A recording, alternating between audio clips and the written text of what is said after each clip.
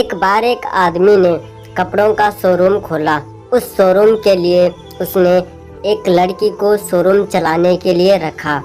वह लड़की अपने काम में बहुत श्रेष्ठ थी। उस आदमी ने सोचा कि लड़की इतनी मेहनत करती है, क्यों ना कमाई का 20% हिस्सा इस लड़की को दे दिया करूं। वह लड़की पूरी ईमानदारी से काम करती थी और उस आदमी ने रहने के लिए उसे अपना दूसरा घर दे दिया था। कुछ ही वर्षों में उसका शोरूम बहुत ज़्यादा तरक्की कर गया।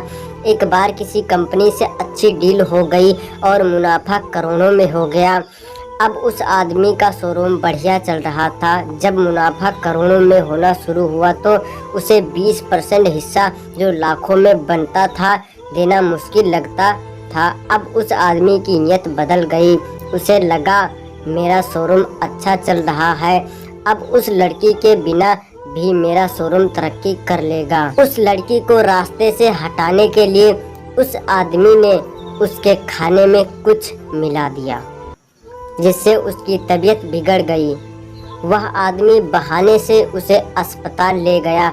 वहां उसने डॉक्टर के साथ मिलकर उसे जहर का इंजेक्शन लगवा दिया और लड़की मर गई।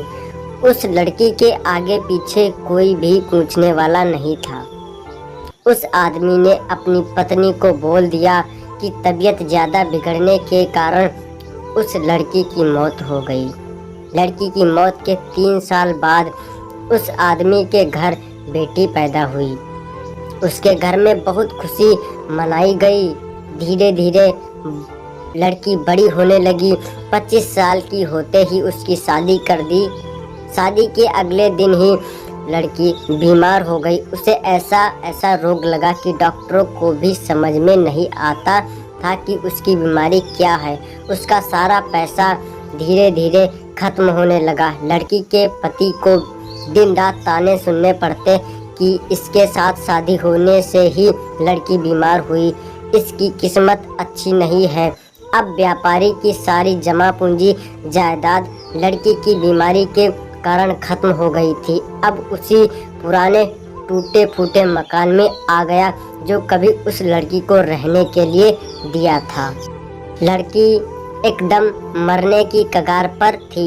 एक दिन जब व्यापारी की आंख लगी, उसे सपने में वही लड़की दिखाई दी जिसे उसने कुछ साल पहले जहर का इंजेक्शन लगवा कर मार दिया था। सपने में उसने पूछा, सेठ जी, क्या आपने मुझे नहीं पहचाना? मैं ही आपकी बेटी बनकर इस जन्म में आई हूँ। आपने मुझे 20% हिस्सा देने के बजाय मरवाना सही समझा। अब उस 20% हिस्से का कई गुना आपको मेरी बीमारी पर लगाना पड़ा। वह आदमी कहता है कि मैंने तो तुम्हें मरवाया तो अपने उस कर्म का फल भोग रहा हूँ। उस लड़के की क्या गलती है? उसने क्यों शादी के बाद एक दिन भी सुख को नहीं भोगा?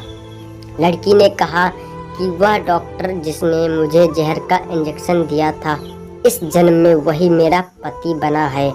मुझे इंजेक्शन लगाने के 1 महीने बाद ही उसकी मौत हो गई थी। एक डॉक्टर का काम होता है अपनी दवाई से किसी की जान बचाना, ना कि उसकी जान लेना।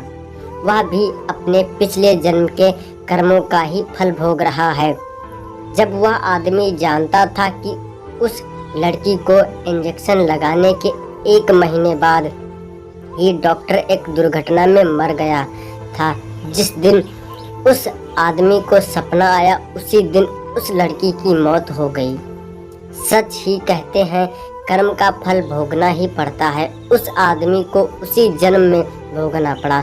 उसकी बेटी मर गई और उसकी जमीन जायदाद सब खत्म हो गई। डॉक्टर को अगले जन्म में उसका पति बनकर भोगना पड़ा।